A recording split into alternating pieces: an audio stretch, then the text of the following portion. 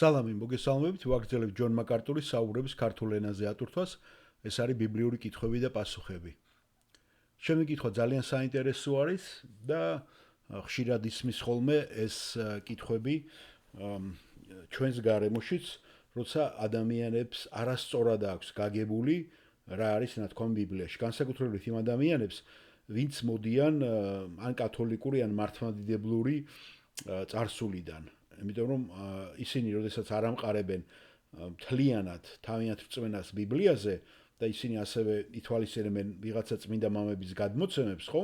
ბუნებრივია მათ აქვთ ცდომილებები, იმიტომ რომ არათანმიმდევრულია მათი შეხედულები და ბიბლიის ინტერპრეტაციაც არ ხდება სწორად. კერძოდ საუბარი არის ქრისტიანი გაივლის თუ არა სასჯელს სასამართლოზე წარსდგება, ამას წინებზეც იყო ჩვენ Skype-ის საუბარზე ეს დასმული კითხვა.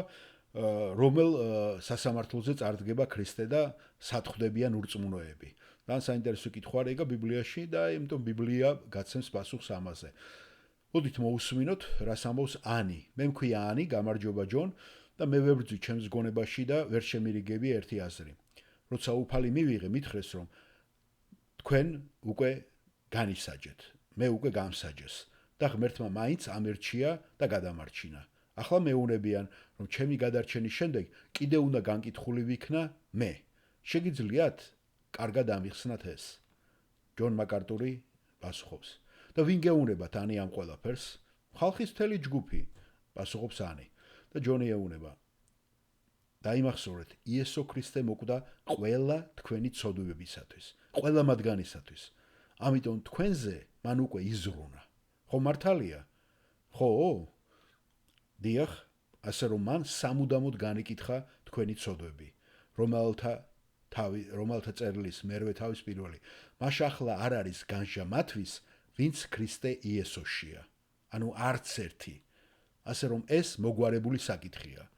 მაგრამ ჩვენი სულიერი მოგზაურობის გზაზე გვხვდება გარკვეული სახის სასჯელები და განსაცდელები, რომლითაც უფალი ცდილობს შეცვალოს ჩვენი ქცევა. ფსიქოლოგები ამას ქცევის მოდიფიკაციას უწოდებენ.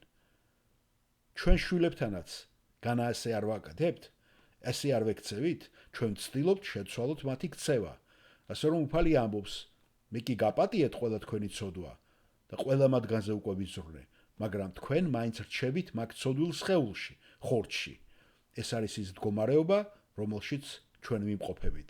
ღმერთის სრულყოფილმა მოქმედებამ მოახდინა თქვენი ტრანსფორმაცია და ამავე დროს დაფლა და დამარხა თქვენი ყველა ცოდვა. მაგრამ ცხოვრების პრაქტიკულ ასპექტში თქვენ ჯერ კიდევ გაქვთ ხორცის საქმე, ამიტომ ცოდავთ. ასე რომ უფალს მოაქვს ეს უბედურება, სასჯელი, როგორც ეს ებრაელთა 12 წერილის 12 თავში ნახსენებია, რათა მან შეძლოს თქვენი სრულყოფა, რათა შეცვალოს თქვენი ქცევები. ეს ისია, როგორც თქვენ აკეთებთ ამას თქვენ შვილებთან მიმართებაში, როცა მათ აღზრდით. თქვენ ასწავლით მათ რაღაცის გაკეთებას, შემდეგ ისინი ამას არ აკეთებენ, რადგან მათ არ სურთ ფასის გადახდა. ეს არის ერთადერთი სახის განსჯა, რომელსაც თქვენ განიცდით.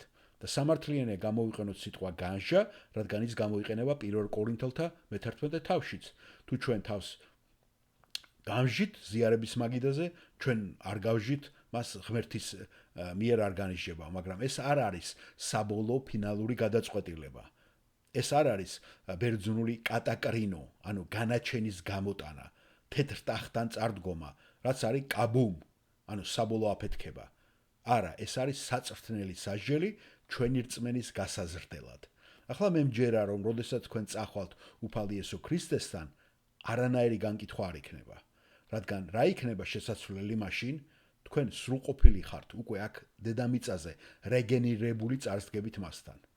და ანი პასუხობს, მაშ როცა დადგება განკითხვის დღე, მე არ წარსდგები სასამართლოზე? ჯონი პასუხობს, შენთვის ანი არ არსებობს განკითხვის დღე. შენ უკვე ქონდა შენი სასამართლო და გაგამართლა იესომ მისი სიმართლით, როდესაც შენი წამე ის, რაც მან ჯვარზე გააკეთა შენთვის. და ანი პასუხობს, ეს არის ის, ჯონ, რასაც მე ვფიქრობდი. და ჯონი აგრძელებს, როცა უფალ იესო ქრისტესთან მიდიხართ, ნათქვამია 1 კორინთელთა 4 თავში, ყველა ადამიანს ექნება ქება ღვთისაგან. ყველაფერი, რისი მოსმენაც თქვენ მოგიწევთ, ეს არის ქება. მიუხედავად იმისა, რომ თქვენ შეძლებთ და შეიძლება გქონდეთ ჩალა, თივა, ნამჯის საქმეები, მთელი ეს თაიგული. ისინი უბრალოდ დაიწვევიან. ის უბრალოდ ამოღებულია და რაც დარჩება, ეს არის ოქრო, ვერცხლი, ძვირფასი ქვა და ყველას ექნება ქება. რატომ? იმიტომ რომ არ შეიძლება იყოს ქრისტიანი, რომელსაც არ ქონდეს რაღაცა ოქრო, ვერცხლი ან ძვირფასი ქვები და ჩვენ პირდაპირ უბრუნებით ქრისტეს ჩვენზე უფლობას, რაზეც პეტრე მიუთითებს.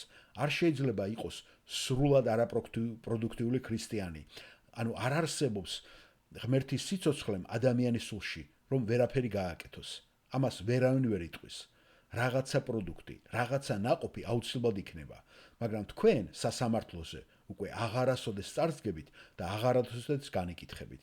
თქვენ უკვე გაგასამართლეს. აი ეს არის, რასაც მეც ვფიქრობდი. კარგია ხომ ანი? ხომ კარგია რომ ჩვენ ეს ვიცით, ასე არ არის? დიახ, ნამდვილად, გმადლობთ ჯონ. და ჯონი ეუბნება, ამიტომ შემდეგში აღარავის არ მისცეთ ამის უფლება, რომ თავზე მოგახვიონ ეს არასწორი შეხედულება.